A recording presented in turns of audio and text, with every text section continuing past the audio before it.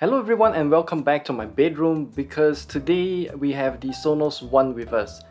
I am just kind of lazy to pack this up and bring it back to the studio to film because this is already tied into my account and also to my home Wi-Fi. So I'll be reviewing this at home, so the video quality isn't really going to be all that good, but bear with us this time around. And this is my first time in the IoT home speaker, smart speaker kind of realm, so I will share with you my first time experience using all of these speakers personally.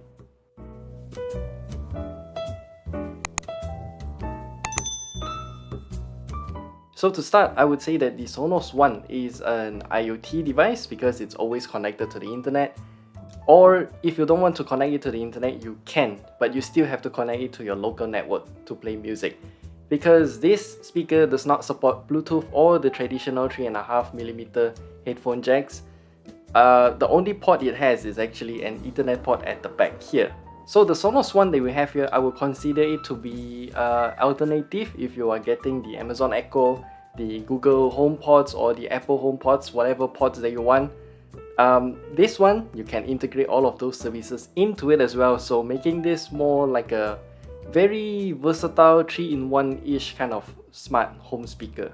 So the Sonos One, when I first unboxed it, the box is very simple. So once you unbox it, what you get is just this fancy little cable which plugs into the Sonos One in a very particular way, so it is to make the whole thing look sleek. But as far as I know, if the cable ever gets broken, you can get a replacement. But we'll have to get back on that because as of now, Sonos Malaysia's website is still empty in the cables category. But either way, that's the only one thing that you need to plug in, and that's it. Once I plugged it in and powered it up, the first thing that I did is to download the Sonos app, register an account, pair this with my home Wi-Fi system, which is really simple. Just have to press that connect button, which is located above the Ethernet, and then it immediately connects, everything works.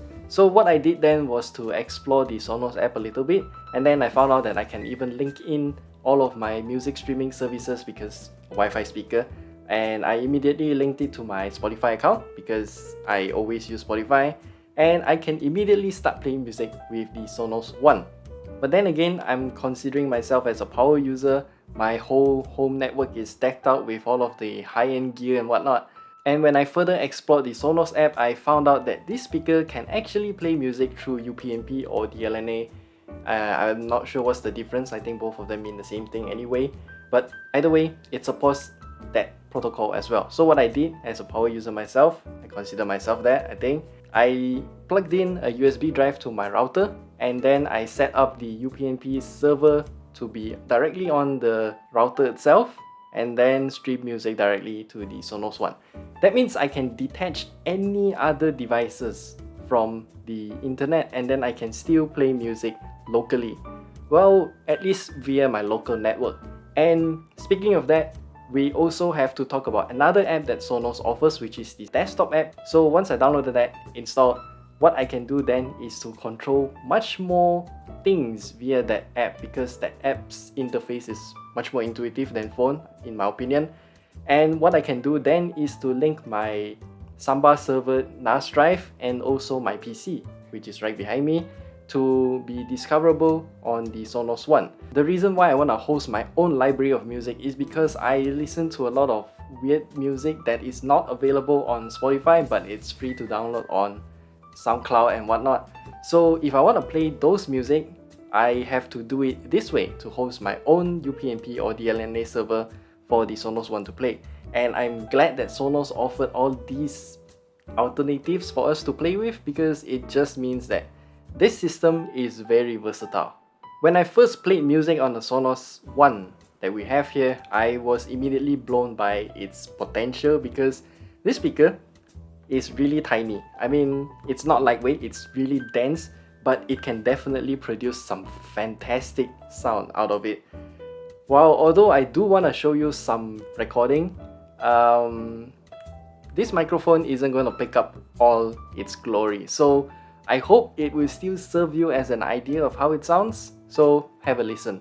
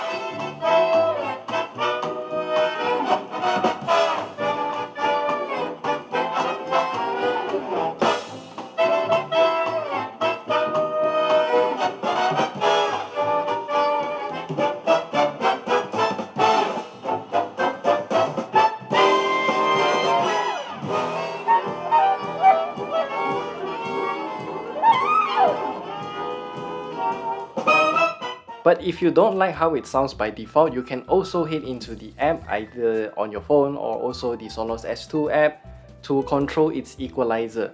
So you can even give it more bass, more treble, but by default I think it sounds magnificent already. And then there's also another meter called loudness, which actually adjusts it to be some sort of limiting your bass. That's something that Sonos offered. I didn't know it was a thing until I Google searched it, and apparently it's a really famous feature. And since we have the Sonos One and not the Sonos One SL, that means we have an array of microphones at the top of this speaker right here. And since I have already integrated my Google account into this speaker right here, I can do something like this.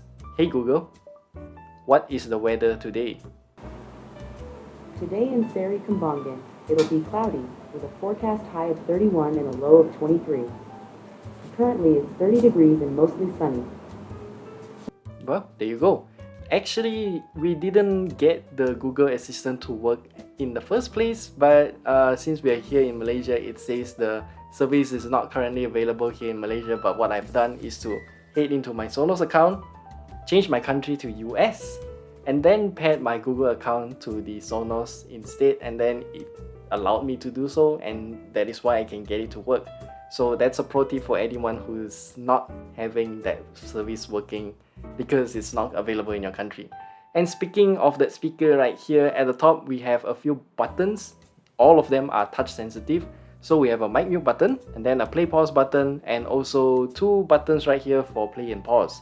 So I would say all of these systems are good enough. You can even head into the app to permanently disable all of the touch buttons on the top so you wouldn't accidentally mash on it. So ultimately, I would consider the Sonos One to me as a personal companion in my room because it kind of tells me what's going on for the day, my daily events, and also what I have for my schedule, for it to play music, for it to set my alarm and all of those stuff.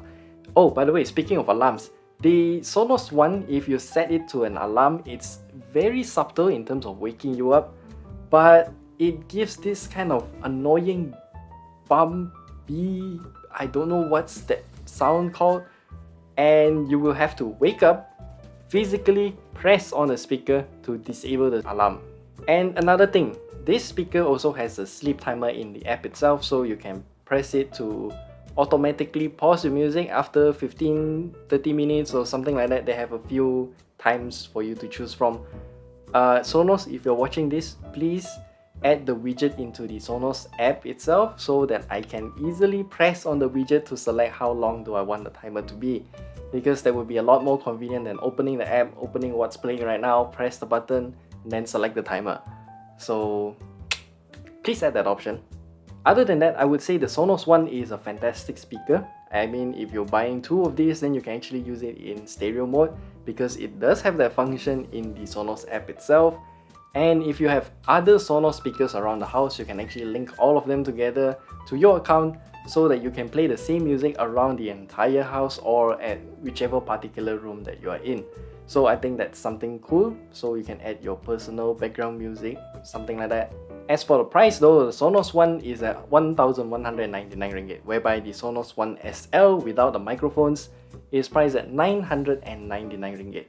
In whichever speaker you choose, I would say this is still a very companionship speaker thing. So it is definitely an alternative to the Google, Amazon or Apple's HomePods, all of those personal assistant speakers. Sounds good, very versatile in terms of system, and I can do a lot of things with it, which I really like.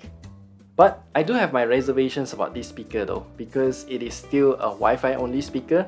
You cannot play music through Bluetooth or with the traditional 3.5mm headphone jack.